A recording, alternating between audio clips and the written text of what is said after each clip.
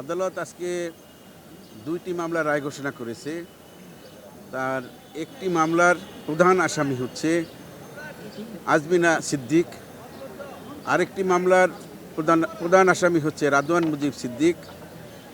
এই দুইটি মামলাই টিউলিপ সিদ্দিক 2 নম্বর প্রধান আসামি হিসাবে আছেন এবং সাবেক প্রধানমন্ত্রী শেখ হাসিনা 3য় প্রধান আসামি হিসাবে আছেন।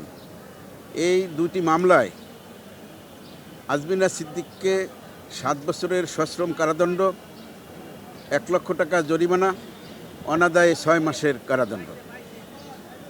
এই মামলার অন্যান্য আসামিদের ক্ষেত্রে টিউলিপ রেজনা সিদ্দিককে 2 বছরের সশ্রম কারাদণ্ড, 1 বছরে 6 মাসের অনাদায়ে 6 মাসের 1 লক্ষ টাকা জরিমানা এবং অনাদায়ে 6 মাস, এবং অন্যান্য আসামিদের জন্য শেখ হাসিনা সহ 5 বছরের সশ্রম কারাদণ্ড, প্রত্যেককে 5 বছরের সশ্রম কারাদণ্ড, 1 লক্ষ টাকা জরিমানা, অনাদায়ে 6 মাসের কারাদণ্ড।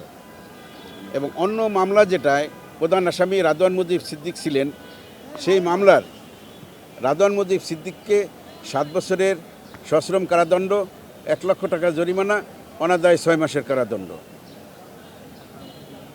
টিউলিপ সিদ্দিককে 2 বছরের সশ্রম কারাদণ্ড, 1 লক্ষ টাকা জরিমানা এবং 6 মাসের অনাদায়ে 6 মাসের কারাদণ্ড।